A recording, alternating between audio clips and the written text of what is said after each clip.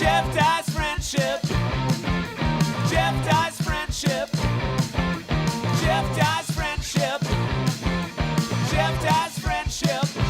Jeff Dye has friends. No, really, Jeff has friends. Jeff's friends are on this podcast. Jeff Dye's friendship. Jeff Dye's friendship. Jeff Dye's friendship. Jeff Dye's friendship. Friendship. And welcome back to Jeff Dye's Friendship Podcast. What's going on, you guys? It is episode 116. That's 116 weeks of bringing you my friends into your ears and eyeballs if you're subscribed to Patreon. It's been an interesting few weeks, as I told you guys about what I went through and me being quarantined up in my house with my loyal roommate and canine friend Bub. It's been good, but I'm feeling good. I'm feeling healthy. I'm back at it. I'm back. We're doing the pod again. It's great. I figured for episode 116, I would have Aaron Michael Marsh, who used to be a regular on this podcast. He used to be on every single episode. And then he has now moved. He's started a relationship, ended a relationship. He got his own podcast. He's gotten a new place, moved to a different city, same job. But anyways, now we're back. Now we're back in the friendship zone, dude. And I love this guy so much. He has a podcast called Putting Up with Aaron Michael Marsh, which is a great title because if you listen to any of the earlier episodes with Aaron Marsh, he's a heel. You know what I'm saying? It's a character, and we in wrestling, that's a term for like a bad guy, where he's intentionally being a bad guy. He's being a provocateur. He's being a mischievous fella, and that's what Aaron Marsh does. And that's what I think is so funny. So it's a perfect title for his podcast, Putting Up with Aaron Michael Marsh. He's great. We talk about our Netflix watches. We just go, man. And Aaron actually mentions it in this episode, but I thought it was very poignant, is that these episodes is just me chopping it up with my friends. That's what this is supposed to be. You're supposed to feel like you're getting to peek in at when me and my buddies go get coffee or have a beer. And Aaron is one of my favorite people to talk to because it's just effortless. So because I hadn't talked to anybody in a while, that's why I wanted to bring Aaron in here. I love you guys so much. Thank you for your loyalty. Thank you for bearing this quarantine with me and my friends. It's been very boring. As you guys know, I'm a social guy. I like to have fun. I like to talk. I like to be out and about. I hate that everything's closed. And so this has been especially difficult for me. And so thank you guys for being cool about it and not just going, hey, this podcast is not as high quality. In fact, nothing's as high quality anymore. Even SNL's been shot from their homes via Zoom and stuff. So I'm very grateful to you guys, and I thank you so much. If you're listening for free on iTunes or Podbean or All Things Comedy, give us a rating. Rate us, leave a comment or subscribe. At least subscribe. That's all free. If you want to watch this podcast, or if you're already watching it, means you're a Patreon subscriber. And this is where the most loyal of people can give to the podcast to keep it going and all my future projects and things like that. Got some exciting stuff to announce pretty soon. The only reason we haven't been able to announce it yet is because every week they go, maybe next week, maybe next week. They are also feeling out this coronavirus and the quarantine and the California lockdown. So we'll see. We'll see when I can announce it or tell people what we got cooking, but we'll see. I love you guys. Thank you so much. If you want to be a Patreon subscriber, go to patreon.com/JeffDye and subscribe. And we would love to have you. And you can text me and message me there, and you'll have direct contact with me because you're paying for it. And you'll be able to watch this podcast every single week, sometimes twice a week. And if I get sick, never that week. But that's only happened once. All right, I love you guys. Enjoy this episode, and shoot Aaron Michael Marsh a subscribe on his podcast. It's very, very entertaining. Enjoy. What's up, brother? What's that logo on your hat? It's got to be Russell Wilson. Russell Wilson, number 3. Danger Nice. Talk coming up. How are you, dude? How have you been spending the last few COVID? You've been at home? Be honest, man. What have you been doing? I've been at home. Okay, so I did meet up with a family member. Oh, Aaron. I know. Who do you think you are? You think you're me? You think that you could just go around pretending there's no coronavirus, doing shows and seeing friends? Is that what you Yeah, that's what I did. It was a cousin. It was not Melissa. It was Melissa's brother. Okay. And so I was like, he's like, why don't we ever see you? And I was like, I'm available, right? Because like that's like in my heart when I was like, would you tell family? Yeah. And then he's like, what are you doing tomorrow? And I was like, Ew. I guess we're getting COVID tests. And so we got COVID tests. Oh, nice. You went and got tested together. Yeah, so like that was how I was able to find an outing. That's pretty good. Yeah. Actually, that's really smart. Like, it's like, well, we're being responsible together. Yeah, it's totally the loophole I found. I'm like, yeah, you know that's what? actually great. I signed us both up, which you have to do with separate emails if you do that. Yeah. So I used 2 different emails of mine, signed us both up, and I was like, cool, now we got a couple hours and we do this. And it came back negative. Yes. You didn't get COVID, but what about your antibodies? That's the scientific term for some sort of things that fight stuff. I don't really know. I only brought my body, so I don't know how they're going to test the antibody. Well, you took the COVID test, and you can also ask for like an antibody test, right? Well, yeah, but that's different because Right. I went It's to 2 Dodger tests. Stadium. They don't have that at Dodger Stadium. Oh, they don't have it. I see. You like waited in your car? Yeah. Yeah. I didn't know that's how it worked. Yeah, like you sign up in advance, and then when you get there, you show them your confirmation number, and they just literally put like a sticky with your confirmation number on your window. And then they like just barely open the window. They tell you to barely open it, and somebody with like this long stick puts the test in through your window, Yeah. and then you rub it all over your mouth. No, I don't like this at all. And there's a big video where you have to get your AM radio hooked up to it, and you do that. And then there's like a dude who's like waving people in to drop it in a trash can, and he's standing all far away. But he's like, drop it in the trash can for real. It's like, you can't fuck that up. Or else he has to stop cars and walk up and like do it with like gloves and shit. This is very exciting for all of my listeners and fans who are in Arizona who have never been tested. They don't know anything about coronavirus. They don't even know that tests are happening. Yeah, they have no idea. They're like, what is it? Like, what is it? Like the beer? You're like, no, it's a whole virus. It's killing people. They have no idea. Yeah, there's no virus in beer. You're crazy. Yeah, no, I drank that all the time last week. I don't even know why you're being such a pussy. I don't feel bad at all. But yeah, but that's my loophole. If you want to hang out with your friends, go get tested with them. Yeah, and that way in 2 days you can go, look, we weren't idiots.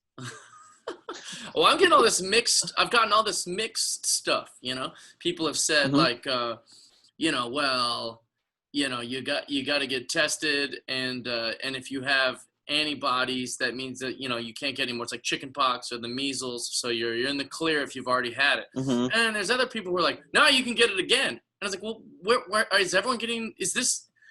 Will the world forever just be like you can argue whatever side you believe in? Like there's just no facts anymore. Yeah, now that we've reached the internet, we've got rid of facts. There's just no facts. Everything is just like, nah, that's not real. You're like, dude, it's very frustrating. Yeah. If you went to facts.com, it would be like, whatever you want now. It's free. Like we're in America. It's up for debate. Everything is up for debate. There's just no real facts. And it's funny because I'm like texting with my doctor, right? Back and forth. And even he started each text with like, we don't know a lot yet, but we think every text started with that sentence. It's like, I know, man. It's not like I'm going to hold you to the fire on this and like bring you into court and be like, look, he texted. You won't, but somebody else will. When I was doing 911, all of my training, 95%, so not all, 95% of my training was all the liability of what you can say on the phone. What a world. Because people take you as fact. And so everything has to be like, I would suggest you take the knife out of them. Like it's not like. My recommendation, I can't tell you what to do, but they're like, get to the fucking facts, he's dying. No, exactly. I suggest getting away from the killer. Yeah. But if you give somebody something real specific with no maybe on it, and then they do that and they want to sue you, they have a case. If you say, I suggest, what a weird you don't. Thing. What a weird thing. But that's what all of the training was. When did all this like insurance liability and like just in case and don't have the neighbor kids jump on your trampoline? What if they break their arm and they sue you? Like when did all this start? I feel like it started in our childhood because our parents didn't have that fear. They were like, oh yeah, we broke our heads against the neighborhood kids. Yeah. And now we're close friends. Wait, like Isaac's not gonna sue us. That kid, he's just like our neighbor kid. They have to live by us. Like, but now it's like a whole thing, isn't it? Yeah, they're like, didn't you give that kid a lazy eye? You're like, I did give that kid a lazy eye. But I mean, he came over and he was trying to wrestle on the trampoline. If I'd have broke my eyeball at his house, I wouldn't have sued them either. No, exactly. But it seemed like it was like somewhere in the 80s or 90s, everyone became sue happy. Yeah. Do you know much about that story of the woman who burned herself on McDonald's coffee? And like, yeah, it was super famous. It was like the inception of the frivolous lawsuit. Mm-hmm. But the problem with it, you sounds like you already know, is that it wasn't a frivolous lawsuit. They gave this woman coffee that was like 200 degrees, and the cup, and I probably because it's so hot, the styrofoam cup, like the lids, those are always real janky, anyways. But she had it wasn't on properly, and so she put it in her lap, and then when she was driving, the coffee gave her like 3rd-degree burns on her thighs. Mm-hmm. Like, that's not a frivolous lawsuit. Why are you selling lava to the elderly? Like, it makes no sense. I compare it to Andy Kaufman. What Andy Kaufman did was great and real, but what he inspired was total bullshit. And so like this lady, her lawsuit was real and necessary. Right. But what she's inspired people to do is total bullshit. Well, that's a good way to put it too, because I imagine most people don't know that that's what happened to that lady. What they do is similar to like modern times. And I've been guilty of this, not as much lately, but I've been guilty of it too. But like, we just read the headline, and we're like, hey, did you hear about that bitch that sued McDonald's because their coffee's too hot? It's like, duh, coffee's hot. What did you want? Cold coffee? And then we both head down to the open mic and try our stupid McDonald's is sued for coffee hot bit. Exactly. No, dude, that's exactly all it is. Yeah. Only reading the headlines didn't start with the internet. It only became easier with the internet because you have to click on the headline to read it. And you're like, I already know what it's about.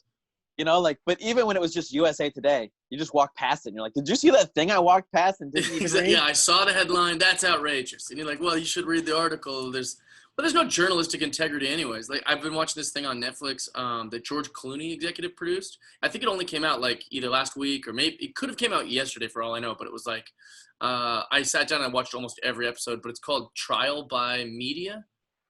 It's incredible. But each episode, the only thread of premise is that it's something that happened. The news reported on it. The public opinion was just a chaos about what the media produced. Of course. But it wasn't necessarily what happened. So how the media was so now the trial has to unprove the media instead of just prove their point. And the media's whole thing is like, wait, if it bleeds, it leads. We're just trying to get entertainment, or not entertainment, but we're trying to get something interesting in our papers. No, you're right. Yeah. You slipped, but you're right. They're just looking for entertainment because they just need you to stay on the TV. But, like, you can't just call it the reason I didn't want to call it entertainment is because you've lost all your journalistic integrity. If you're just like, yeah, we're putting entertainment on. Like ESPN, right? It's called entertainment. Like, that's what E stands for in ESPN.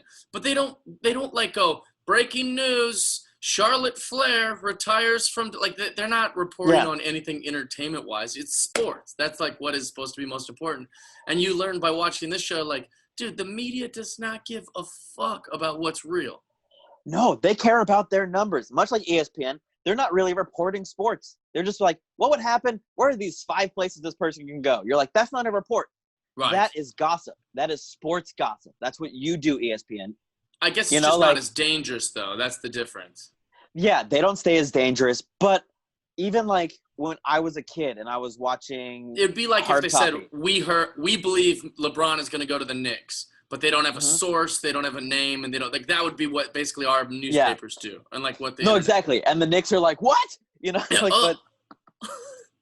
But even as a kid, when I was watching like hard copy because my mom put it on, it was like, oh, look, this movie's coming out. And by the way, this trial happened and this person killed their kid. Like that lady didn't stand a chance. But now we have that virally. And Twitter, every day we have a new lady who killed her kid sort of thing. That's just an example. Yeah, it's true. Well, and that's Yeah. kind of the thing too, is like school shootings and stuff like that. People are like, isn't it sad that we become so desensitized to it? It's like, no, I just don't know how to help. Like, it's not like I'm We all don't know desensitized how to to it. help, I but just it don't know also what I'm is supposed to do insane. about that. I don't have kids.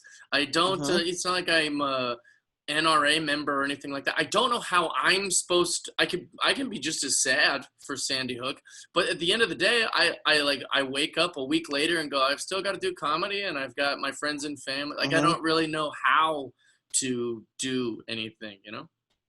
I've tweeted this in the past. I think you have too. That we want a way to know who's paying the politicians.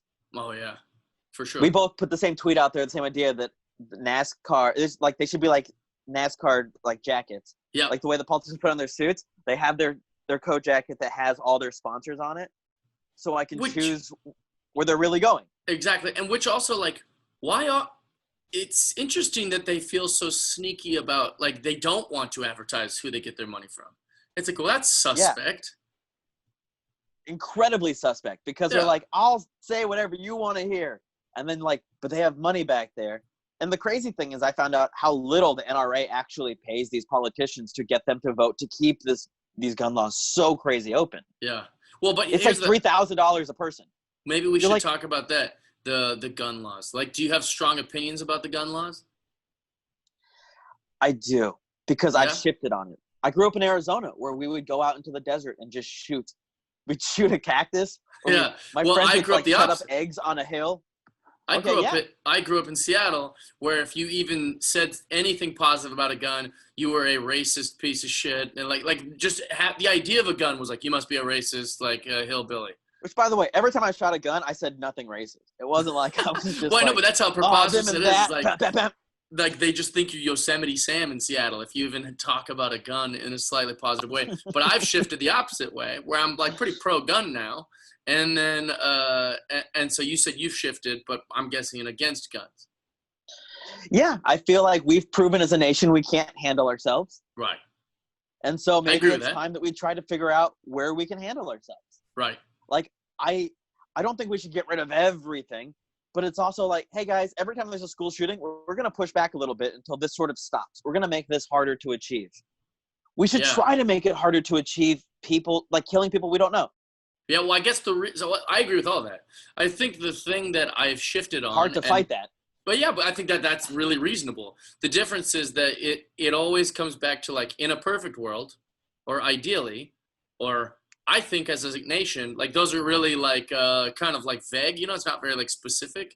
Mm-hmm. So the idea is that, like, bad guys can just go get a gun. And when I say bad guys, I mean people who have shady institutions, like KKK members, or I understand. Oh, just Crips. People want to pay in cash. They can get it that day without the background check. They just go get a gun easy from some bad guy illegally. It's super easy for bad people to get guns.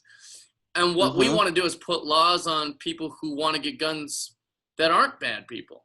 You know, like they want to do it legally. They want to say, hey, I want to protect my house, or I want to shoot some deers or whatever. Or like I live in Wisconsin, where guns are just a thing, and we make it harder for those people to get guns.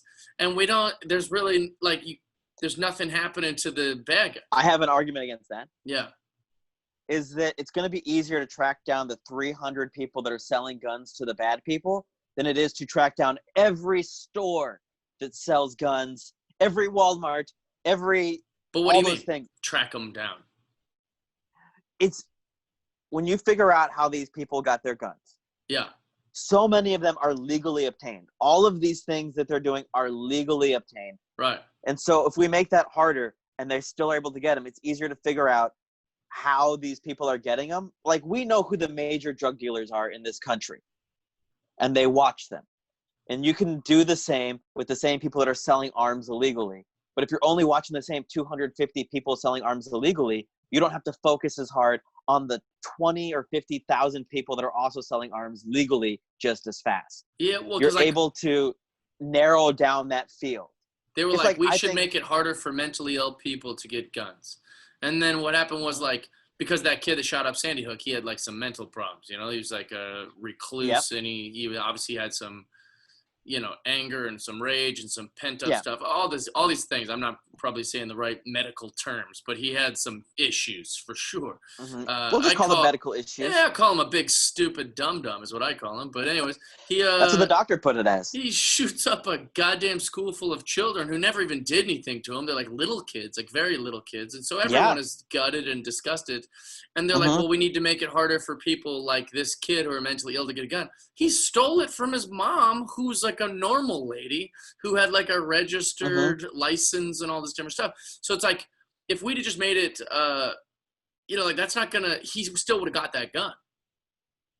Yeah, no, there's no perfect world scenario where tomorrow they're gone. You're just trying to slow it down. You're trying to slow down the guy that buys the gun and an hour later goes to the movie theater and mows people down that he doesn't know. Right. Like, some of this stuff is still going to happen. We just have it happening every day, where most countries have it happen once a year. And yeah, sometimes people like they buy the gun because they're like, nah, I'm pretty upset. Yeah, no, exactly. Yeah, so there's still going to be something. Yeah. I watched, one of the episodes on that Netflix thing was, I didn't even know this happened, but Jenny Jones, like in the age of like when that daily talk show stuff was, I know like, exactly just what you're talking about. Yeah, the guy that came out and said he had a crush on his neighbor. He's like, yeah, I have a crush on him. I got some fantasies of tying him up in this hammock and having champagne and whipped cream licked off of his body, all this like crazy stuff. And then he comes out and he's like, hey, who had a crush on me? And they're like, this guy, right? And then he literally goes and buys a gun. They said it like Norm Macdonald. Well, that's what happened. And even Jenny Jones, like, you okay there? What are you thinking? Like, she's really antagonizing it because, that's her job. She's the host of the show. And then he went home. He acted like everything was cool, and they just kept needling him. They kept sending him letters and flirting with him and shit. And he finally just goes to a store, gets a gun, and shoots the guy. Yeah. Allegedly, though, he this is all alleged. That guy that shot the gay guy, slow danced with him like the next night at a bar, kissed him. Some believe that they had sex. And so it was making him, you could argue that what he was most mortified about was that the show was kind of trying to out him. Now it becomes like a gay activist How thing. easily swayed he is. No, not how easily swayed. But like, he's, especially he during was that outed, time. Yeah, that's he was not outed fair. naturally instead of doing it. Yeah, that's not fair. Yeah, because whatever your sexuality is, you don't want like a bunch of people on television laughing at you and going, ha, ha, ha. He might be gay, and then he's inside. He's going, I am gay. I've been struggling with this for fucking ever, and now they're making like a big thing. And so, especially if he's wrestling with it, and if he did end up hooking up with that guy or like doing whatever, like the shame he probably felt the next morning or whatever. Like, I don't know. There's probably pretty complicated mental things with that. That is. I mean, Jenny Jones wasn't lying. He could have been like, hey guys, this can destroy my life. Yeah. I wish he would. Like, there must have been a way to be like, I know you guys want to air this, but honestly, like, this is my scenario. Yeah. Don't ever say this shit. This could destroy me. Well, I think he also started obsessing about it, and this is just my theory, because like his dad, he kept having like he like took his dad out for beers, and the dad was like, yeah, and he told me like, hey, that thing in Chicago didn't go well. It ended up being a guy who had a crush on me, and his dad was like, what? This is ridiculous. Like, dad was like really egging him on about how like, which could be like, let's say I'm gay, right? And then but I've never told anyone. And then I tell my dad, oh my God, they put me on a TV show and a guy had a crush on me. And that's my tester to my dad. How's he going to respond to that? Oh, that's true. Yeah. And then your dad just fucking collapses. Like, what? Gosh darn homo. And then you're like, oh God, like this is. So it could be like a whole snowball of events that happen. Of course. And that was like 25 years ago. I mean, it's only gotten better to be able to come out. Yeah, nowadays you come out and there's a whole, like everyone's just fucking sends you like 75 congratulations texts and stuff. But it was different in 1990. Yeah. Oh, for sure it was. Oh my God. Yeah, I didn't know all that stuff. But also like that really killed all the surprise talk show things. Oh, did it? That was the end of it? Of a talk show killed it. Well, because that's when they started sending out things like, hey, sign this paperwork just in case. Like we were talking in the beginning, like just as a formality, it could be a boy, it could be a girl. Yeah, exactly. They have to do that now because before that, it was willy-nilly. People are like, I'm here because I'm a hunting enthusiast. They're like, no, you're here because your wife is cheating on you with your brother. Yeah. And like, she's a boy. And you're like, what? Yeah. She's been my wife for 3 years. 3 fake years. That's what it really is. Well, one thing I think that I always want to like interject when I watch a television show. That's why I like watching it with like a girl or a friend or something, is because um, I'll watch and I'll be like, I just want to keep pausing and being like, listen, is Jenny Jones' show responsible for humiliating this guy?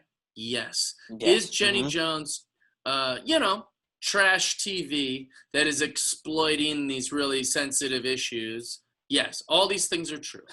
I think the but network you would agree. Still They're like, that's our don't premise. get to shoot people. Like, that's the rule. Yes, for sure. So But they also, should. if that guy was made to take a test that day to see that he was mentally distraught, Mhm. it could. I don't know how you test to see if someone's mentally distraught on one day more than another. Right, but mentally distraught, you still don't get to shoot people. So it's like, it's still murder, no matter what. But he What's purchased to the gun debate? after being shaken off of the sane wagon. Yeah, but I think what made him off the sane wagon, that was the beginning, was the show. But Yes. it's and then him, I also, this is another part that wasn't in the show that I believe is like, he was probably going, God, that's going to be on television in like a week. Like those days leading up to it is where the tension is. It's like, okay, well, no one's seen it yet, but it's coming, and just that fear of that. But I don't care if they put me on TV and they strip off all my clothes and they throw honey on me and everyone laughs at my tiny wiener. Like whatever the worst thing that could happen would be. I still don't get to shoot them with a gun. What he should have done is just went home, demanded that they don't air it. And if they do air it, which is like, there's a little jackpot, because even if they do air it, now he's really got a lawsuit. And just sue him saying, you humiliated, you ruined my life, you guys tricked me. Yeah. Which would be a much better feeling, weirder, like it's a different lawsuit altogether. Like you don't the time go buy Jenny Jones a gun outed and a man. then say, I had to shoot this guy. Oh, yeah, no one's saying that he was right on that. Yeah, I don't think anyone was just like, well, that's the appropriate way to take care of all this. Well, his lawyers were. It's like in court, they were all just like, well, he shouldn't. Oh, really? Yeah, they were like, he shouldn't have to deal with any. Well, they were kind of like, in nowadays terms, homophobic. Back then, I give it a pass. But like nowadays, they were going, imagine if you were being called gay on TV, huh? How would you feel? And then they cut to like the jurors, and the jurors were like, I wouldn't like that at all. I would fucking hate that being called. Like, they're all like, So Richard Simmons is there standing next to David Letterman, and he's like, that's what we do. It's our premise. Didn't know. David. Well, that was great. Jenny Jones was awesome on trial. Like when she actually took the stand, she was like smiling, and the guy was like, how would you like it if somebody brought you on a television show and then said they would want to tie you up and put champagne all over your body and whipped cream? You'd be pretty humiliated, wouldn't you? She goes, some might find that really exciting. But like, that's a great response, because nowadays the women's movement would be like, well, it's different. I'm a woman and he's a man. And it's like, no, fucking you'd be, but Jenny Jones handled it super dope. I don't know. That's great. That's how I'd expect Madonna to handle it, Oh gosh, can we talk about her for a second? Yeah, I love Madonna. I don't. Strange fact about Aaron. Aaron's always loved Madonna. I've listened to all of her albums. I know all her music videos. I didn't know that. I also didn't realize that I didn't realize I had all this knowledge about her until I worked in a CD store. Yeah. And somebody was like, there's a Madonna video where she's on the beach and she's like kicking up sand. And I'm like, oh, it's on the True Blue album. That's right. And they were just this like, is a great friendship moment. I'm learning something new about you here. I didn't know that. Although to people that are new listeners, you do always know the most about a band. You are like the most encyclopedic guy about bands, even bands you don't like. So I'm not surprised, but I also didn't know you liked Madonna. Well, I like it. It's weird, like, because like music and movies are kind of the same to me. Where you're like, maybe I like this producer. I should check out the other things he's produced. And so you go look at it. Yeah. Or like, I started to recognize that all of a sudden it was like, I bought like 5 albums with the same studio drummer. Let me check out these other things, because he seems to attach himself to projects I like. Right. And so like, there's that kind of thing all the time. Where so like, I try to figure out, because I don't believe Madonna is 100% of Madonna. She's a brand. And so she's got a whole thing. She's like a sports team, essentially. Well, what she needs is a publicist, because she's... I'm telling you, that's the only reason I'm out on. There's no way she doesn't have one. I'm out. I'm all out on Madonna. The first time I ever thought... So I used to love Madonna. She was great. She was like the Lady Gaga of before Lady Gaga, right? Like she was Yeah, out of there, course. she was fashionable, she was in like all the tabloids. You know, she's parading around with trans people before I even knew what transgendered people were. She was always with like the hottest guys, and then like Dennis Rodman, and got him cross-dressing. Like she was wildly interesting to me. And then also you can recognize her talent, and also like she gave the Beastie Dated Boys Tupac their Shakur. first. Oh, I didn't know that. I didn't know that at all. Well, that's interesting. Yeah, she did interesting shit. And then she's also like wildly talented, and I knew about her because of because I have sisters, but then also like she's kind of the introduction to the Beastie Boys. Like they opened for Madonna, and I knew that before like the internet or anything like that because of my sisters. My sisters were like, hey, these guys were all annoying, which I thought was funny. Anyway, whatever, doesn't matter. You're like, I love annoying guys. Later on, I know, I was like, I'm going to be one of them someday. But later on in life, she goes on the Tonight Show, and she's like, I think that I if I wasn't a musician, I'd be a comedian. And they're like, oh, yeah. This is the Tonight Show if you want to try it. And they let her go over to the microphone. And she thought that these jokes were going to do great. And the Tonight Show even goes like, yep, hey, say whatever, stand as a practice, clear all your bad jokes. Dude, it was a train wreck. And as a comedian, I was just like mortified for her. I've seen this clip. It's awful. I'm well aware of what you're talking about. If anybody goes back and watches it, that is exactly what it's like to watch a showcase from somebody after they took a class. Oh, really? Oh, yeah, that's interesting. Identically what it is. So Although, she didn't do the, like, I know what I look like. She didn't do that routine. No, but she definitely chose her route of I'm an older woman that dates younger guys, and did pretty generic jokes on that. And she did the same payoff. I'm not even going to call it a punchline. She did the same payoff for each example. It was the same. Exactly. Like, I just heard that in the joke before it. I don't understand. Yeah, we get it. You reference something because you're older than him. With a nervous fake delivery that somebody taught her. Yeah. That, that feels super dated, and with a stiff. Like, we're not used to seeing Madonna stiff. Yeah. But she was stiff. She was nervous. She's in a hair toilet outside of her. Misconfidence, just being nervous up there. I don't have a problem with her trying it. I do have a problem, because I don't have a problem with hobbyists. But what she got out of that was such a trophy that comedians spend their whole career to get to. Tonight Show. She did it, like, on the stage. Like, it was, like, such a slap in the face. And technically, she got to come back to the couch, which means she got called back over. Got the old green light. Hey, come back. It's unreal.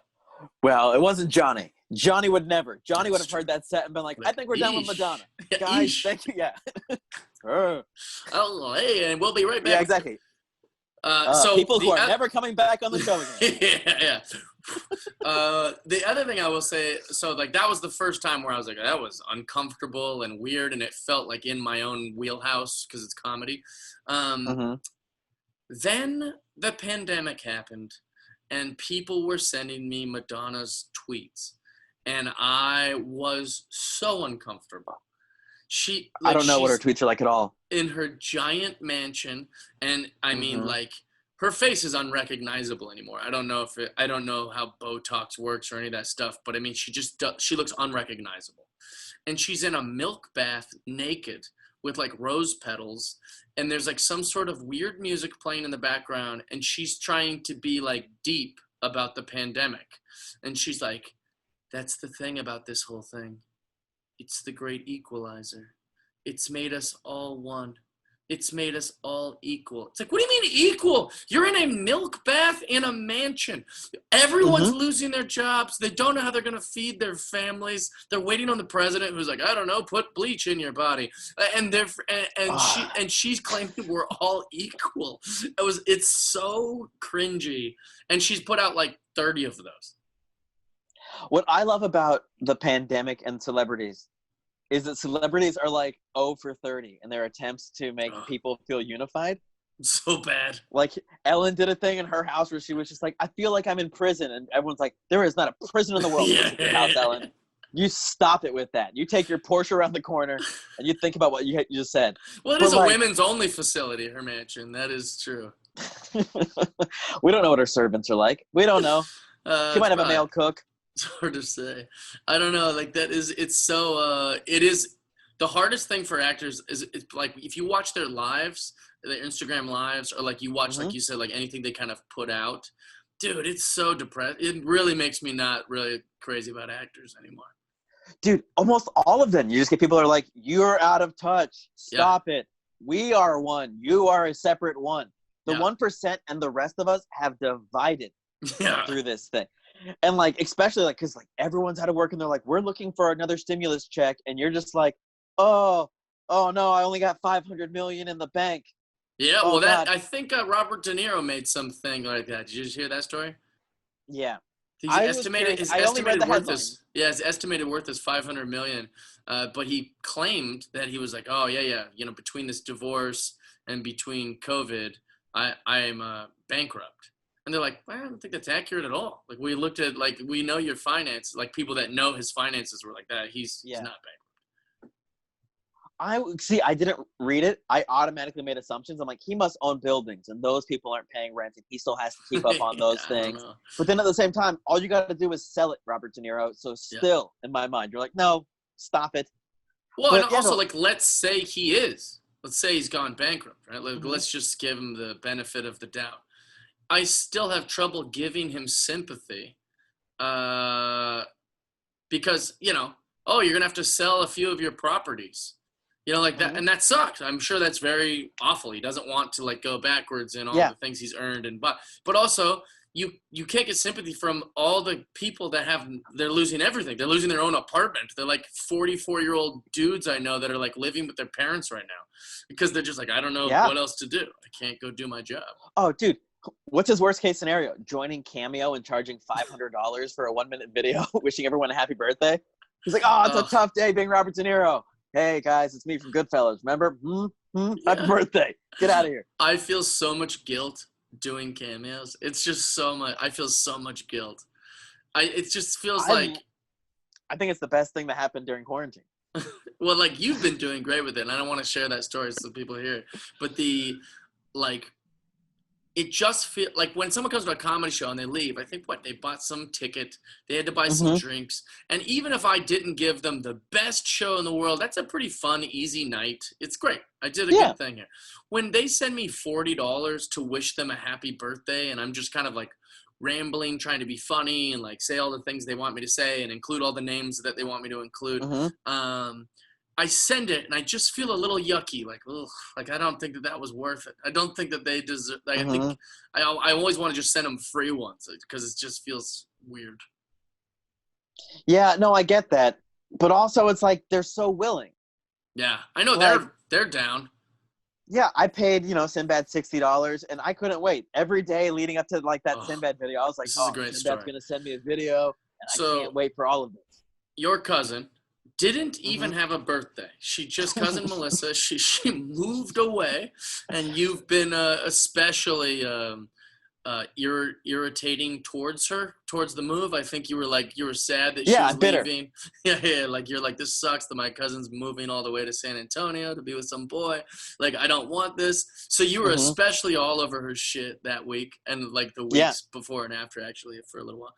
And so you decided, well, I'll give Melissa a cameo, which is I'll find a celebrity that she likes. But the problem is like all the celebrities she likes either aren't on Cameo or they must have been like $1,000, right? Like they're super expensive. Yeah, I went and I looked at her Instagram to look at everyone that she follows that's verified. And I hadn't heard of any of them, but I'm finding out that she loves all these like real housewives of this city or that city. But to be a real housewife, you're already rich. So for a rich person to want to do a cameo, it's like $400, $500. I know, and they're so out of touch too. Those people believe like they're super famous now. Like they and that's like what I make in a week. So I'm like, I'm not giving up a week worth of pay for this. And so then all of a sudden I was just like, who's under $100? Who's the most famous?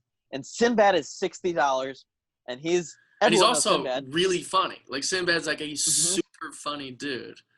Oh, he's like supernaturally funny. It's like bizarre how funny he is. I've heard and read so many stories about that. So you put in the thing. Do you have it written down anywhere, like what you wrote? Yeah. I can't pull it up right now because it's on the phone. I'm on the phone right with you right now.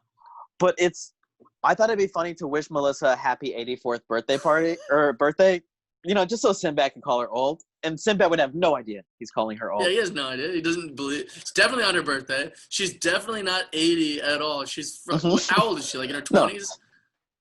No, she's actually in her early 40s. Okay, yeah, but like not 80. But if she's listening, yeah, she's in her 20s. Sure, yeah, whatever you want. I thought maybe she was like 28 or something. I didn't know. No. She's like our age. And then, so like it's asked, because it's like, what's the celebration? I'm like, it's her birthday. And I'm like, how old is she? I'm like, she's 84. Like, anything else you want to tell Sinbad? I'm like, yeah, tell her to stop bullying me. She thinks just because she's my cousin, she can get away with that shit. Exactly how I wrote it. And so then I wait, and a couple days pass. I'm like, what's Sinbad doing? I look at his website. He's in Tempe, Arizona that weekend. So I'm like, okay, fine. I get it. He's doing shows. I check his Instagram, but it was the same weekend as Father's Day. And so he's like, I lowered my price for Father's Day. So come check out like my cameos. I'd love to say happy birthday to your dad or whatever. Happy Father's Day. And I'm like, oh, he's probably got a bunch. He lowered his price. He's advertising to come to his cameo. Yeah, so it might take a little longer. And then on the 7th day, I get that email. Sinbad has responded to your cameo. Oh, I couldn't wait. And it's Sinbad laying back in his chair. And he's just like, hey, what's up, Melissa? Happy birthday. 84 years old. Go on with your bad self. Yeah, that's so good. Yeah, and he goes, I hear it's your birthday. Happy birthday. But I also hear another thing. That you're bullying your cousin. He said just because you're his cousin, you think you can get away with that shit. That's his words, not mine. His words. Quit jacking the brother up. That's what he said. Yeah, exactly. Quit jacking the brother up. You don't deserve that. He goes, you know what? You're 84 years old. If you just want to get one quick pop in and then get out, just pop him once, get out. I didn't like that part. What is he talking about? What if you really were abused and you're like, I'm gonna spend $60 and maybe her hero and for her birthday she'll stop hitting me, and then he puts it in there like, nah, get another one in there for me. It's like, what the fuck? Exactly. He can't do anything. He'll go to jail. Unreal. Yeah. Oh, it was the greatest cameo. And that's when I decided I'm going to use Cameo only to get celebrities to lie. That's great. No, it's great. And it really does show that they'll just read whatever the hell it says. They don't even care. Well, yeah, if you got one that said happy, 70th birthday. I think it's real. Why wouldn't you? I didn't go too far out of there. Well, look at the one that someone made for Tom Segura, where it was all of our hero wrestlers saying their shtick to Tom. They don't even – I bet most of them didn't even know Tom Segura talked all that shit about wrestling and wrestling fans. Also, I don't believe Tom would even know most of those wrestlers. And then also – he must have only known Ric Flair. Right. And how insulting is it that, Bret Hart is like, Tom Segura, you're the best there is, the best there was, and the best there ever will be. I'm like, no, he isn't. He hates you and he hates me. What are you talking about? I was like, but they paid Bret Hart $13 and so he fucking did it. It's just so insulting. As somebody who goes to Cameo too frequently, I know Bret Hart is $150. Oh, exactly. I know, but I was trying to make it. I know their prices. I get their prices. I will say Ric Flair's this. $500. So I was impressed that they got Ric Flair. Someone actually spent $500 on it. My favorite cameo is on Justin Downing's birthday. I was in Arizona with Josh Nelson, and Josh Nelson booked a cameo from me to Justin. So I did it like I would do a regular cameo of hey, Justin Downing, I hear it's your birthday, man. Happy birthday. I don't know what you're going to do. I just completely made it sound like I wasn't his fucking close friend. That's so funny. That was awesome. That's really good. Josh is great. I was going to ask, what's the most awkward fan interaction you've ever had? Has anybody asked a really awkward question where you're like, you know what? That's hard for me to interact with. The first one that comes up isn't a very endearing story, but I was in Utah and I was doing this bit about how hard it is, because you know how Utah works, at least you know how the Mormon community works, is that especially in Utah, either you are. I'll cheers coffee to that. Yeah, well, it's allowed now. They're fine with it now. So you're either a Mormon in Utah, or you were a Mormon and now you have nothing to do with it, or you've stepped away, or you hate it.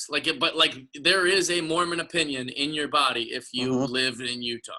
It's so high of if you subtract all the people from Utah that either were Mormon or are currently Mormon, you're getting rid of like 80% of the state.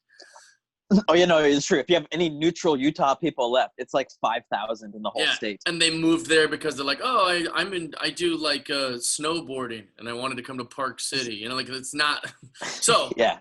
That being said, I'm on stage talking about how like hard it is to like hook up with girls, and like everyone, you know, is very conservative in Utah. They get married. Some people get married at like 15 years old or something like that. You know, like that's or not 15, but they get married like out of high school, like right in high school. They're like, some girls are like in their senior year with like a wedding ring on. It's like, it's insane.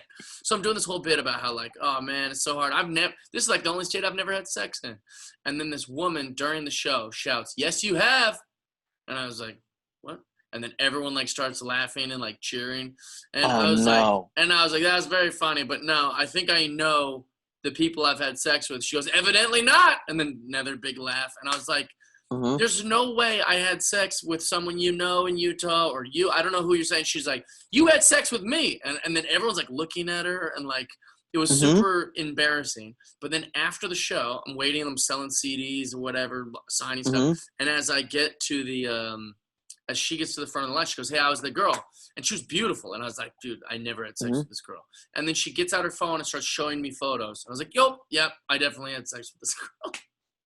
Oh no! It was so embarrassing, and I'm telling her right to her face, like I don't remember this at all. Like I don't. And then when she showed me the photos, like it all came flooding back. But I mean, that's pretty uncomfortable. A whole audience of people basically laughing the fact that I'm a slut. It was weird.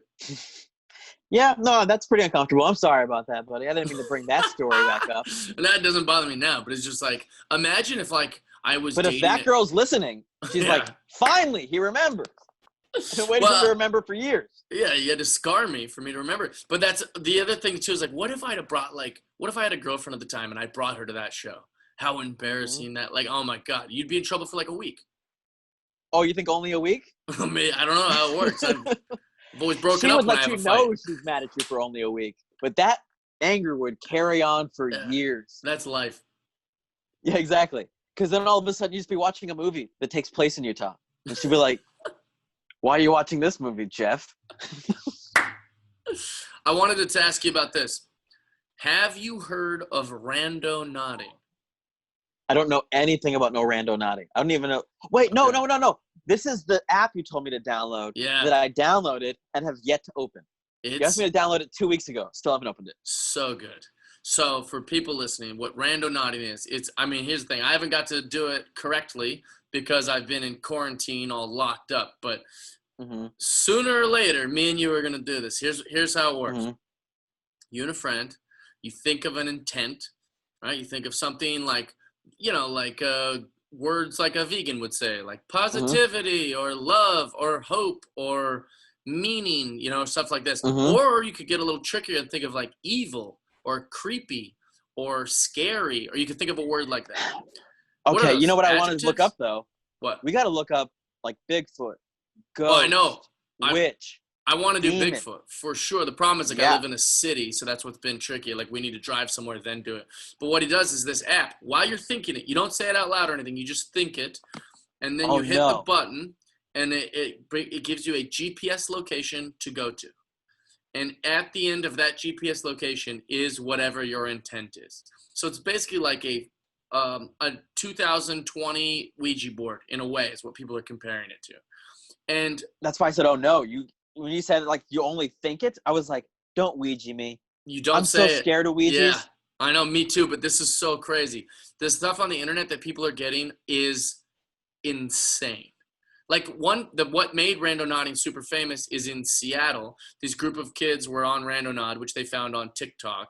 And they go to the location. They're like documented on TikTok. And I don't know what their intent was. It was like something like is creepy or something like that. Kids love that word.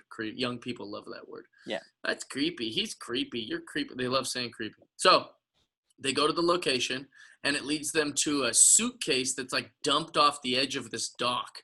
It's like there's water and then a dock and then a suitcase on the rocks. And so they're like all excited, like, wow, what if it's treasure? What if it's like drugs or like whatever? So they go down, they jump over the ledging, they go down to that's me just saying that. I don't know what.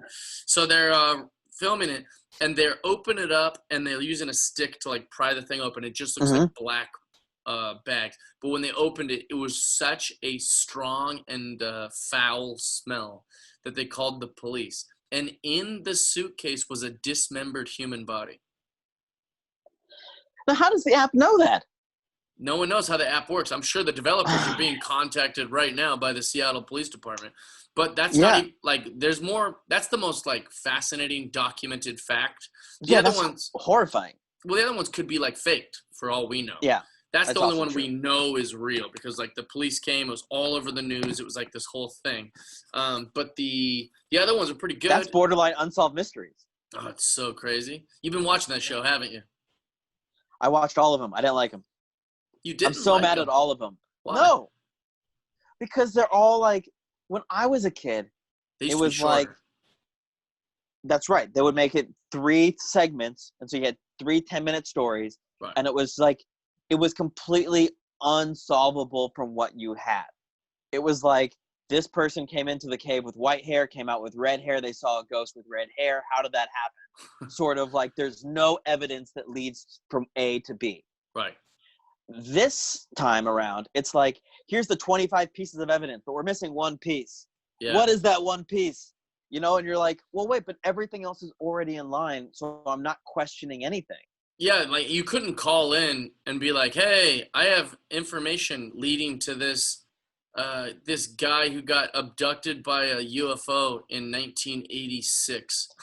Yeah, all of that's impossible. For this one thing to be like, hey, we know the murderer, we know the dead body, we know the lady where she was murdered, but her body was 6 miles away. How'd it get there? Right. You're like, I don't know. Ask the murderer. Well, that was, like, I was shocked on how long they were. I thought that was very puzzling. It was like an hour and a half, it felt like, for like one. But the other thing that happened to me that I don't know if it happened to anyone else, I keep the subtitles on, right? Like I like to keep the words at the bottom of the screen for whatever reason. And only on one of the episodes did the subtitles become verbal. Like, so while the show's going, the guy would be like, and then we went over to the bridge across from Finland. And it's like, while he's saying that, man sitting in chair says, we went to the bridge across from Finland. It's like, why? Like, it would narrate what's even on the screen. Oh, it was awful. Even the opening, they're like, man, a strange man walks through a paned window as eerie music plays. You're like, I know what the opening segment is. And it was like verbal. So I didn't watch that episode. I skipped it. That's, well, there's a word for that. It's something like, it's more than just closed caption. It's like closed captioning for the blind. Right. There's an extra thing for that, and you can turn that off. I accidentally, when I first turned on Moulin Rouge like 15 years ago, because it was popular at the time and I wanted to see it, that was on it. And I was like, Moulin Rouge is awful. Why is it acting like I'm not watching the movie? Moulin Rouge, I'm watching you. You don't got to tell me you. You like tweeted it and everyone's like, turn it off, stupid. You watched it before wrong. Twitter, I complained about it. And then like, I had a girl roommate at the time that was like, no, you're dumb. What are you doing? She turned it off and I was like, what? Oh, this is better. It's still too much for me, but it's better. Yeah, that's like, I didn't know they could make Moulin Rouge worse, but I guess if you just turn on the verbal subtitles. Yeah, I call that the girlfriend commentary, where it just tells you what's happening. You know, it's just like, who's he? Oh, look. Exactly. Oh, that's just Ewan McGregor kissing the girl. Finally kissing the girl. And you're like, I know! I'm watching the thing. Oh my God, Jude Law's kissing her? You like? Oh yeah, it was Jude Law. I don't even know. I don't even know know if that's accurate. I don't remember either. Although when I was showing movies for Cinespia, our biggest mistake ever was showing Moulin Rouge. Really? Why? Because we got like the 30 millimeter, right? They were so happy to get the 30 millimeter from the original pressing from when it was first done 20 years ago, which I always told my boss. I was like, that's a bad idea. Those break, they're brittle. Yeah. They suck. They don't even sound good. They don't look good. Lots of room for error. And there's no improvement over showing the DVD or the Blu-ray. You get no upside except for like this weird hipster pat on the back that you found something that was old. Right. And it broke so many times that they had to give everyone their money back because it was just so brittle and the sound would cut out. And so you're just like, I know. Same happened for Die Hard. But Moulin Rouge, we were able to get Die Hard to go again. and so we didn't have to give people their money back. We were unable to get Moulin Rouge to go again, and so we had to give everyone their money back on Valentine's Day. Yeah, that sounds awful. It sounds Also, like we ruined. it's just not that kind of movie. Like, if you have the original, like, what is it called? 35 millimeter? What is it called? Yeah, 35 millimeter. If you have I that guess, of or like whatever. Casablanca or something, that's an accomplishment, but not like Moulin Rouge. It was like a new movie. Exactly. Well, it's 20 years old, That's but not old. it is for film. A film, like those film pressings are not meant to be played 20 years later. They're meant to be played a lot for a year. Oh, Like I there's a didn't know that. moisture that they leave. Yeah, that's why you don't find those. Like if you found a box that said Casablanca, you'd open it up and there'd be the tin and there'd be dust. right. It Well, would which just that's have- funny is like why that's another reason that it shouldn't be that big of an accomplishment. You should be able to find it for like every movie because who would want it? You can't play it. It's not good. They repress them. If you're a classic movie, they'll repress it. So because especially now that midnight movies are a thing all over the place, Yeah. like they'll repress Princess Bride over and over again and send it all over the country. Weird. Yeah, but that's the thing. But like they're like, no, I want the original, and I'll pay extra for it because it's more delicate. And you're like, yeah, but Yeah. it sucks worse. You're doing a bad job at this. Like I remember finding my old VHS tapes. You know, like my dad's like, you want any of these old ones? And I was Yeah. like, yeah, of course. And you put them in the VCR, and the VCR just cuts it. It's like Ugh. even our VHS tapes as kids don't really play well anymore.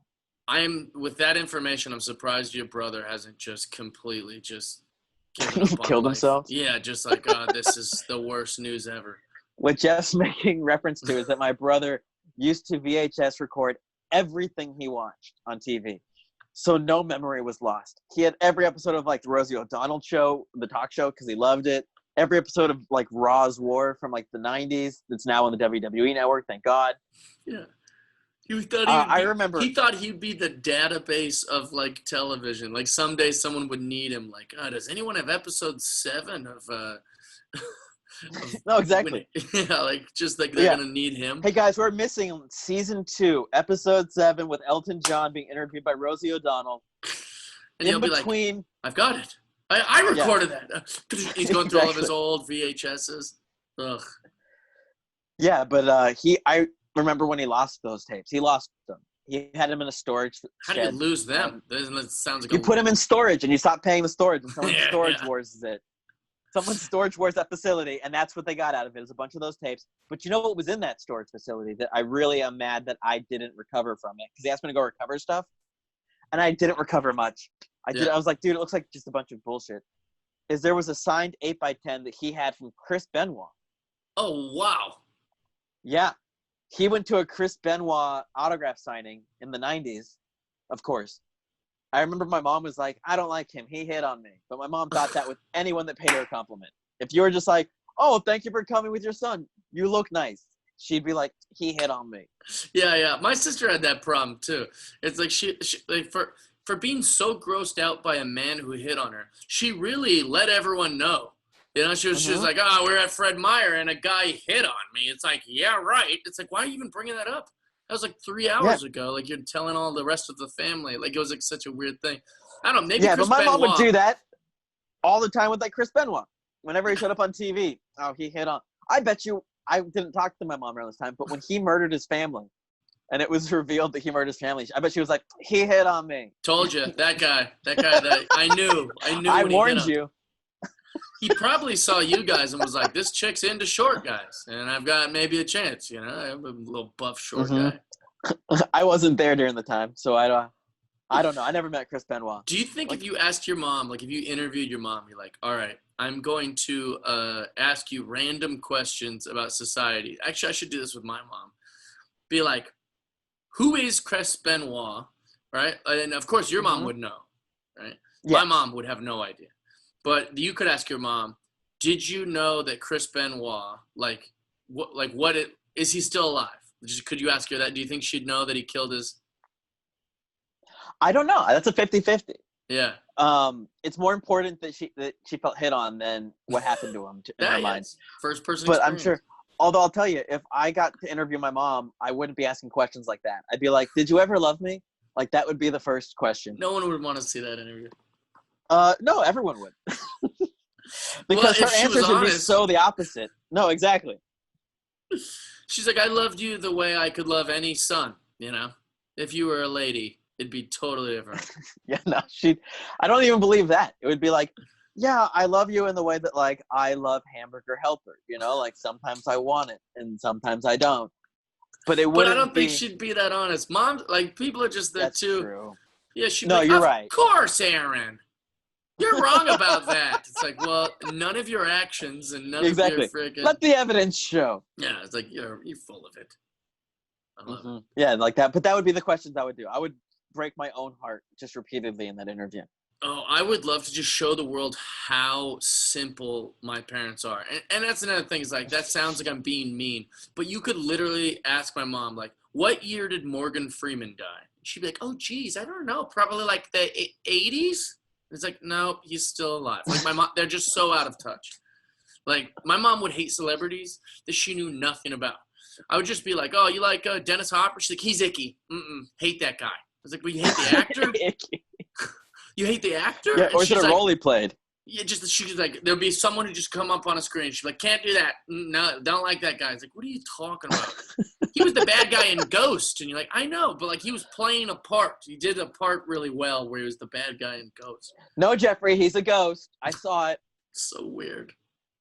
That'd be great if you asked your mom when Patrick Swayze died. She's like, in 1990, in the third scene of Ghost, Jeff. That's when Yeah. Patrick Oh, that Swayze is. died. That is probably what I mean, they're the worst. The way they talk about stuff. I don't know. Yeah, I think that's really endearing. That's kind of what we love about Larry David. What? That he doesn't know Very this kind of simple stuff? like that. Well, But yeah, that you're like, in his interview where they're like, do you like music? And he's like, nope. Like, so you never Yeah. listen to music? No, never wanted to. Which I think is interesting, but I think he's full of shit. Yeah, I know you think he's full of shit, but also Yeah. it's like, it's just such an interesting perspective that you're listening to it. You're going to hear it out. He's like, I heard it. I get it. I don't, that is what he said. Yeah, all of music. I heard enough music to get it. I That's heard all an I need. interesting thing, that he's so, what's the term, like neurotic, that he can't do an interview without wanting to know all the questions and coming up with his answers beforehand. I don't like that. I don't like that either. Isn't that weird? But it's like Who would him like going. that? Because we like the moment. Is he anti the moment? No, it's just that he doesn't like to, like for us right now, like some people might listen to this and be like, I love Aaron Marsh. I love Jeff Dye. I listened to this episode. They weren't very funny. They were just talking like humans do. Where that's what he's afraid of. He's afraid. Which, if you believe that, please rate, review, and subscribe to my podcast. Yeah. Well, but his fear is that someone's gonna watch him in something and go, that wasn't funny. Like he feels the need to always be, revered for how funny he is. I get it, but also like you got to be in the moment. Like, because I thought about prepping some questions for you, but then I was like, no. What I like about us is that it's like they get to witness what us having coffee is like. Yeah. Except we're in our houses because of this. Exactly. Like if we were doing this on stage, they might have a complaint. But like this is how podcasts work. This is how we interact. Yeah, you know what? You guys are paying the right price for this. Yeah, that's free content. Yeah, exactly. Which reminds me, actually, I don't know why this just popped in my head, but like I thought maybe it was because I was thinking like Larry David is like always wants, but like Bill Murray's always in the moment and he's always funny. And I just heard this story. We endear his ability to be in the moment. Like he's great. in the moment more than anyone else on the planet, it feels like. I just read this story about him at the ESPYs. He was introducing the award for like comeback athlete of the year. And there was like all these, or not a lot, I don't know how many there could be, but the two main people was the tennis player Monica Seles when she got stabbed, right? And then Michael Jordan, who just came back from baseball to win a championship. And it was a whole thing. And they play all the packages and the clips and the music. And then Bill Murray reveals that Michael Jordan has won the comeback player of the year. And Bill Murray, before he gives the trophy to Michael Jordan, he's like, hey, Mike, I know coming back from baseball and winning the championship was really great, huge, and everyone loved it. It's no one bigger than you, bud. But come on, man, she got stabbed. And I guess Michael Jordan did not think it was funny and was like super pissed off, even though he's friends with Bill Murray, who was kind of like thinking like, of course I should win everything. I'm Michael Jordan. Like he was still competitive. It's so funny. After watching that documentary, I bet Michael Jordan was like, oh, you know what? I'm going to go get double stabbed. Yeah, exactly. Oh, you think I couldn't get stabbed? Yeah, check this out. I'll get stabbed on the way up. I know that documentary really revealed how competitive that guy is. He looks like he seems to be an unenjoyable competitive. Like he's not even having fun at that point. No, I don't think he enjoyed his life. I remember when I was working at 911, we would throw hypothetical questions at each other because long hours makes sense. And people ask me, they're like, if you could have lived anyone else's life, whose life would you live? And I was like, oh, Caligula, right? Because he's just murdering people and orgies and drinking. And they're like, you no longer work for the yeah, exactly. you and no they were longer like, work for the emergency operating people. Yeah, they were horrified. They're like, Aaron, we thought you were going to say something like Michael Jordan. And I was like, practice all day, every day, no fun being on a bus, not allowed out. No, thank you. Getting called old at 35. I don't want to get called old at 35. Yeah, exactly. Like, no, Caligula is definitely better than Michael Jordan. Caligula. Well, answer that question now. Whose life do you think you would have wanted to have if you could live someone else's life? Who's the guy that shot all the cops? Chris Gardner? Chris. Jesus. Because he had the most Grand Theft Auto life. Like, he put all the passwords on and lived through it. Well, he's not lived anymore. But, he got his He didn't make it very long at all. Those cops were like, he's coming for cops? All right, put every unit on it. Mm-hmm. Yeah. No, and then of course, that's a joke answer. Cabin. He had to hide in a cabin for a long time. Yeah. I mean, I still think Caligula might be the right answer. It's hard because, like, you want to choose, like, this weird giant hero. Like I said, these weird giant heroes don't get great lives. They lose a lot of their own life because they're a hero. Yeah. I don't know, man. Ted Turner's got a pretty good life. Sure, yeah. I mean, we don't want to admit it, but Donald Trump's got a pretty good one. Nah, I wouldn't want that one. I wouldn't want it because he's so – I mean, I wouldn't make those choices. He's so hated. But, I mean, like, that's you just think of, like, who's the most charmed life. But he doesn't seem like he's enjoying himself. Even if you're a Donald Trump supporter, you got to admit, like, I've never seen the dude laugh. Oh, you're right. And I'm thinking about, like, all, like, the stuff, like, the evils that he did take joy in. I don't like those things. Yeah. So, like, I guess the question for me is, like, who seems the happiest and also richest? Because I always think about the money part of, how much freedom it gives you. I would choose Ernie Banks. Ernie Banks played for my team. Yep. He was smiling every day. Yeah. Had a great Hall of Fame career. And then after his career died, he just coasted around Chicago like a god. Everyone was happy to see him. And it was like every story you hear about the guy's like, dude, then Ernie Banks showed up and we all congratulated him. And then he ate his meal, smiled, made us all laugh and left. Yeah, and also the thing about Ernie Banks, too, is that, like, I don't know if he did. I imagine he probably did pay for his meals and beers, but we can tell you he didn't have to. That's something he didn't have to do. Like, he could have been beers for free for life, where he lived in Old Wrigleyville. Yeah, no, exactly. Like, I mean, that Ernie Banks existence was pretty good. But he didn't win a championship. He never won a championship, and he died before he saw it happen. What was his nickname? Mr. Cub. That was it? Yeah. Oh, that's it? That's not enough for you? Mr. Cub's not enough? Think about Mr. Mariner. That's the nickname of Mr. Mariner's Alvin Davis. It's like, what? What? That should be Griffey. Griffey's Mr. Mariner. If you were to ask me, but Mr. Cub, he was Mr. Cub. Who Mr. Mariner is, I would have not guessed it. I would have guessed Buhner. Oh, really? No. Because Griffey's so famous for leaving too. Not to us. We act like it never happened. Yeah, I get it. Because he left our team and then he stopped being Magic. He just got 7 injuries in a row. But when he got Mr. Cub, that was before every team got a Mr. after him. Right. There wasn't a Mr. anything else when he was a Mr. Cub. Who would be Mr. Diamondback? Oh my God, because they're all all the ones that made the biggest. I guess it would be Luis Gonzalez. Oh, it's got to be Gonzo, right? Yeah. Because Randy Johnson was only there for 4 seasons, 4 electric seasons. Yeah, incredible seasons, but also it's he was a Mariner and then he was a Yankee. I think he wishes he was Mr. Diamondback, though. He does, and the Hall of Fame wants him to be because they put him in as a Diamondback. No, you get to pick that. He picked that. They stopped letting people pick it. No, they didn't. When did they do that? 10 years ago. Really? I forget who it was. Somebody was mad that they were going in as an expo instead of something else. Really? Well, they pissed me off because they put they didn't piss me off. The rule was you pick a team so that where you're from, you can go, okay, I'm a Mariner. Finally, a Mariner wears the Seattle symbol on its placard. And that's why the only reason they put Griffey's hat forward on his placard is it so Seattle fans could see a S Of course. in the Hall of Fame. That's the only reason important. they did it. And Griffey agreed. And then now we have Edgar, so we have 2 where we can see the S. But I remember Greg Maddux was like, I can't decide. It's like, well, we'll decide for you, stupid. It's Atlanta, for sure.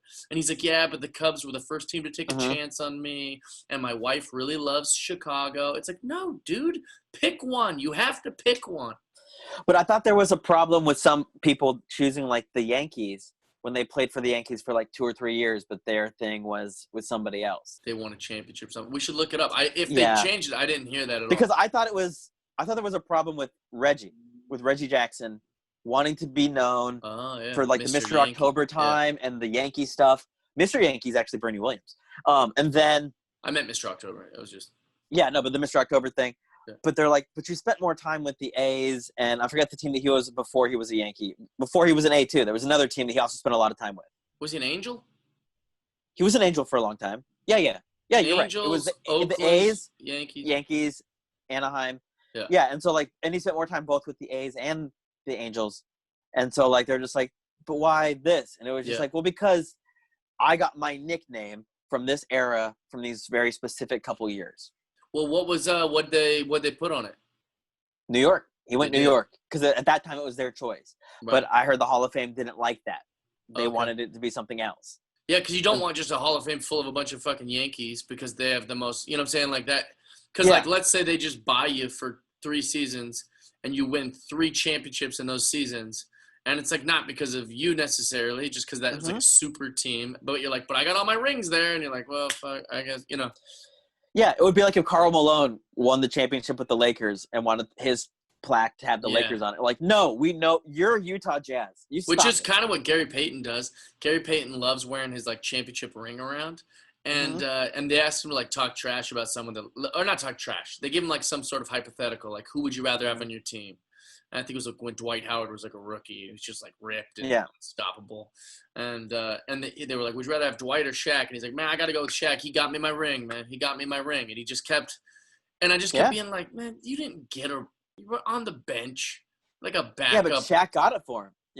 Shaq did get it for him. It was like he put all those numbers in for him. But that's it. Yeah. But they weren't asking him to choose, would you rather have Kemp or Shaq? And him going, Shaq got me the ring. Right. That would be offensive. Yeah, but I bet he'd still say it. Sure. He'd still pick Shaq. He'd be like, I got it. But to choose Shaq over a rookie that hasn't gotten anybody a ring versus the guy who personally got him his ring, I get that. When also, I think Shaq was on the panel when they asked it, too. It was he was saying it to the panel. Shaq's all kicking him under the table. He's like, come on, right? Hey, you know I'm picking up for dinner after this. You know we did Shaq attacks. I love Shaq. I love what he's become. He's won me over because I didn't used to like him, but now I'm on board. Now the more I get to see his personality, his big smile and stuff, I feel like that with Kobe too. Hated Kobe when he was a player, but it's because I did too. We didn't get to see much of how cool he was off the court. I just saw a guy on the court who never smiled, who obliterated my Sonics. And so I was like, fuck this guy. I hate him. And he seemed like a douche, and he seemed like he wasn't happy. But then after his death, they you really dig into who the guy was, and he seemed like even between the retirement and death, they had him do a lot of segments on basketball shows, in the pregame, where he would break things down, and you actually saw how much he enjoyed the sport and the love of it, and how he would now that he's not competitive, he was able to actually express that. Yeah. I feel like he didn't want to express that at all to intimidate everybody. And when he was able to express it, I started liking him much like A-Rod. Yeah. Once A-Rod left the sport, I was like, I like when A-Rod's on TV. I started liking Kobe. And then, of course, all the footage that came out every time since he's passed, it's just all heartbreak. It's all good stuff. Yeah, I read all these stories about stuff that he did with his free time, and I was like, dude, this guy's my hero. But I didn't. I literally spent his entire life hating him. I was like, fuck that guy. And now, yeah, I've watched hours of him talking about the Mamba mentality on YouTube now. That's great. It just gets me psyched. It just gets me so excited for all the things. I call it beast mode where I'm from. You know. Yeah, you got beast mode. But It's in the same Chicago, thing. we got pizza and that's it. Like we don't have no beast mode, nothing. Yeah, you guys don't have like Kerry Wood didn't come up with something like I got into the wood zone. No, there's no wood zone. Why didn't he open a wood fire pizza or something like that? You know, some sort of Oh, like. that There's would be so perfect. so many things he could have done. Is he vegan? No. I don't know. He just looks so skinny. He's the Yeah. only guy to get to Chicago and get skinnier. Yeah, that was weird. I've He never got all plump. Like when they Yeah. show him as a kid, he's just a round face, and now he looks younger than he did then. Yeah, he looks like he's like 20. He's got that 20-year-old body where he's just a stick. It's weird. I've never seen anyone retire in Chicago and look thinner. It's weird. You're doing Chicago wrong. Not Carrie, with if that you're pizza. listening, try a pizza. Just try Yeah. one. You might like it. Maybe he pukes it up afterwards. You know, like he's like that's his style. Oh, he got the gastro bypass when he was 25. He's like, now that I got some money, I can get rid of this extra weight. I don't know. Yeah, that's it. Did the Yeah, lap so for band. some reason, I just assumed he became vegan or something around that time because he just got skinny and stayed skinny. I think strength and conditioning or like something changed for sure. But also Yeah, like there was maybe a just mentality getting change. older and being more responsible is what I'm guessing also. That's Who knows? very true. He did it during his career too. I remember it was like the 2006, 2007 season. He just came back thinner and stayed thinner. Well, it's a shame. I like fat guys, you know? Yeah, who was the fat pitcher from the Yankees that lost all that weight because he stopped eating so many boxes of cereal? I don't know. There was a guy. There's David Wells, CC Sabathia. CC Sabathia is exactly what I was talking about. Yeah, wait, he's stopped eating like sugary cereals? Apparently, he used to eat a whole box of Captain Crunch in the morning. He would pour the entire box and then eat the entire box. Dude. And then in the off season, he stopped eating Captain Crunch and he lost like 40 pounds. He was a rail, but then he lost all of his intensity because it was like there was putting so much of his weight into those pitches. Yeah, like hunching them over like Babe Ruth. And then he put the weight back on. So like, I got to get back up to my like all-star level. Which, if you're trying to put on weight, pretty fun. That's got to be pretty fun, especially like if you're just like, oh man, you know what? I need to gain weight. I can go back to my Captain Crunch box in morning routine. Like that's got to be kind of fun. Mm-hmm. Yeah. Well, yeah, it's fun to gain 10 pounds. It's not fun to gain 40. Yeah, I actually remember When you're like, oh.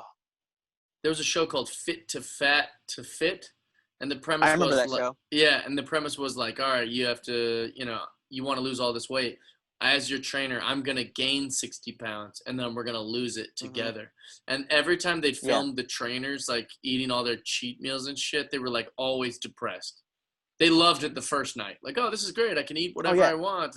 And then after, like, 2 days, they, like, hated themselves, and they fucking are sad and depressed and, like, yelling at their partner. Well, Mac and Always Sunny gained all that weight for that one season. Who? There was one season where they decided to make his character fat. Oh, that's right. And so he gained a bunch of weight in the off season, and he was like, yeah, it was fun to have ice cream the first night, but it's not fun to have like 3 things of ice cream every night because you also wake up the next day feeling bad. Oh, yeah. You know, like, and so it's not like, oh, this is different and an alleviation of stress. All of a sudden the stress becomes, I have to eat this ice cream. Yeah. And so now that there it's was an a assignment, show it's not enjoyable. On the show that I was referencing, the Fit to Fat to Fit, he was like, there was one trainer who couldn't do it. She straight up was just like, I can't do this. And like, she had to like go confess to the guy that she was going to like train, like, won't do it. I can't commit to the goal of gaining the weight because it's just ruining my life. Like I can't do it. Yeah. Ugh. Yeah. I mean, I get both sides of it. I really have to let myself go to get myself back again. But I also really enjoy that process. I say we should gain 100 pounds together and then we'll go lose all the weight. Yeah, let's do it. All the work I just did this whole last year doesn't even matter no more. Yeah, let's give them a story, gain 100, lose 100. To think I was just so proud of myself for losing 15 pounds. If I lost 100. Think how much more happy you'd be. Oh, I'd be, 7 times happier than I am now? That's the American way. If we've learned anything here today. Sure, if I give you $20, that'd make you happy, right? Which means, what if you got $1 million? Wouldn't you be that much happier, right? If 9 months makes a beautiful, perfect baby, imagine how much better the baby would be if we kept it in the stomach for 18 months. I was thinking you were going to say 4 years. It's better. Do you see what I'm saying? Everything more is better. That's what we've learned. Everything more is better. Yes. That sounds like an album title for your Netflix That's special. my why. I know you already have an That's album my title. TED Talks. Everything more is better. You know, so just more. But just so I can actually put a sincerity on the $20 million idea. Yeah. I'm sure the things I would have to do for that $1 million, if it was free, yes. But whatever I have to do for that $1 million sounds like I don't want to go through with it as much as I want to go through with something minor for like $20. Because like to get $20, like drink this jalapeno juice. Sure, done. You want this $1 million? You're gonna have to murder a whole family and get away with it. You know, like Josh Nelson loves this game where he's like, "How much would I have to give you to get a tattoo of a swastika on your face?" And I'm like, "There's no amount. Like I would not do that. There's not a price." Yeah, and he's like, but he wants the game. Like he, you know what I'm saying? Like he really wants me to be like 100, you know, so he can just give me. It's like I'm not ever gonna do it, dude. Like you keep coming up with things that I would never do ever. I know that that's a real fun game for Josh Nelson, but I guarantee the number is not what Josh Nelson could afford. Well, that's the problem. Is like he thinks people will do it. He's like, no, someone would. I was like, no one would. Especially because we made all these rules for it, where like you can't just like say, oh well, I'll just wear a mask every day and then get it covered up. It's like that's not how it works. You have to have the problem, or else what's the point of the exercise? Yeah, exactly. Like the only people that would do it for free. That's the problem. The ones that would do it. Yeah, like, you're gonna pay Charlie for Manson, when he asked for the tattoo on his forehead, wasn't like, hey, how much is that going to cost? It was like, because I've decided $80 is the price. It's okay with it. And if it's above that, no. It's below that. I was on an MTV show, and they asked me if I wanted to put a swastika on my head for money, and I said, for money? I'll do it for free. I mean, like, I don't know no money. What, Gibble, gobble, gobble, gibble. Your dirty system money. Exactly. He was. That's the life I want to live. If we could go back, you know. Yeah, I want to spend money on his cameo. If I'm going to spend $500 on a cameo, give me. I should dress up as Charlie Manson, and those will be my cameos. If you just prank people with your cameos, you're like, yeah, I'll spend $4 on the Jeff Dye. And then you have like the Charlie Manson, you're like, happy birthday. Helter Skelter, kill all the whiteys. You're like, what? Exactly. He didn't even reference Strumming my a guitar. birthday. didn't even say the things I told him to say. He was talking about I would love those reviews. He'd be talking 1 about out of wolf 5 spirit. stars. Yeah. Oh, that'd be great. All right, brother. I love you, man. Lyrics. What do you got going too. on in quarantine? Anything?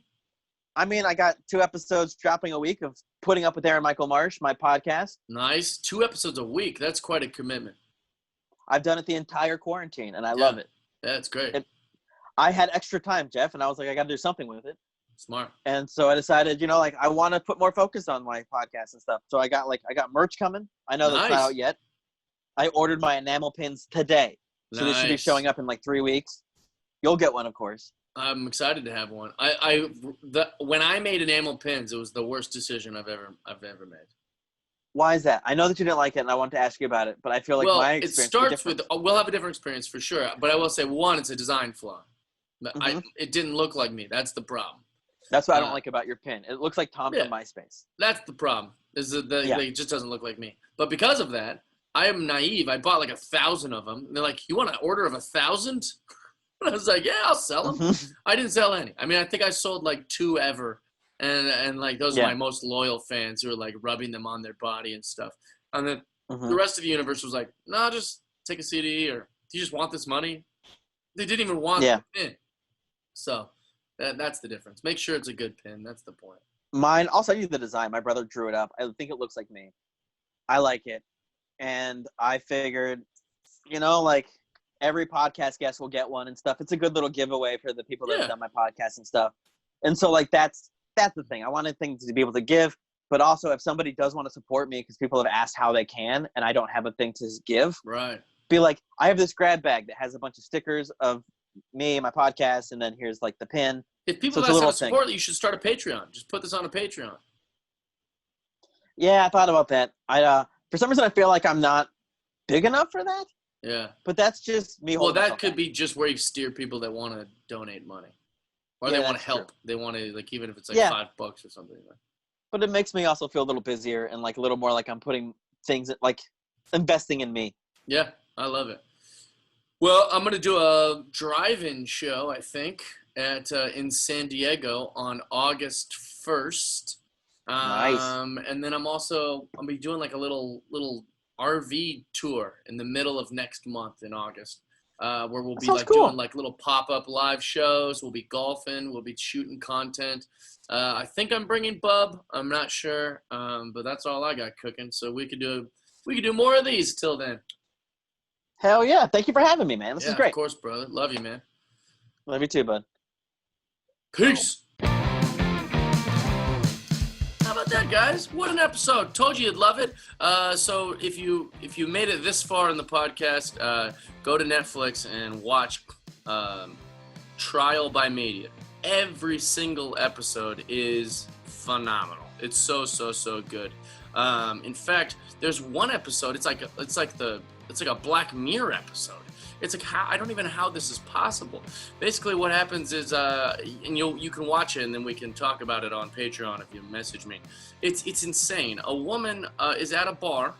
She goes to get some cigarettes at a bar. She recognized one of the waitresses, so she orders a beer.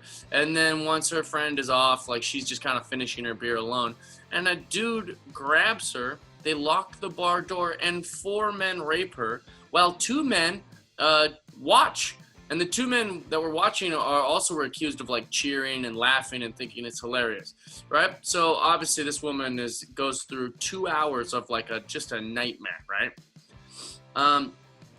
They find the men that did it. They arrest them. They all go to trial. It takes like a year later. The 4 men that raped her get accused of, found guilty, and the 2 men that watched actually were found not guilty, which is insane. But whatever. So these 4 dudes go to prison. And this is why I said it was like out of Black Mirror.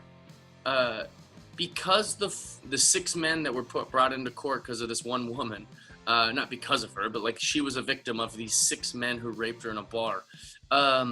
Because all the men were Portuguese, like the Portuguese community like stood up for the men, the rapists, and did like all these protests and were saying like that woman's a slut, she asked for it, blah blah blah, just because they were Portuguese people and the rapists were Portuguese. What's going on? Has the whole world lost its mind? You can't just root for people because they're the same race as you. That goes for black people, white people, Jewish people. There is become this problem with like just defending anything that someone looks like you does. The guy did this bad thing, or this guy did this good thing, and I love it because he's got the same skin as me. I love it. He did something bad? So what? He's got the skin color as me, and I support it. It's like, no, good is good, bad is bad. It doesn't matter what your race is.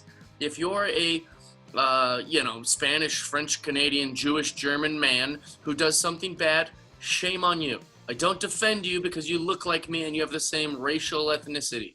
If you do something good, I don't root for you just because you're the same color as me. It's very confusing times where people are they will defend and fight and root for anyone who looks the same race as them. And I think it's kind of tired, and I think we're digressing as a society. I am rooting for human beings. I love humans with grace, and I love humans with a loyalty and a love, but not just, I don't care what color they are. It's such a silly, weird thing. I don't know, you guys. Message me on Patreon. Tell me your thoughts. Let's talk about it. I'm ready to talk about it. I love you guys. I think you guys are the best. Thank you for being so loyal. If you want to subscribe to Patreon, go to patreon.com/JeffDye and subscribe. Let's go. Let's have a good time. I'll see you next week, episode 117. Friendship.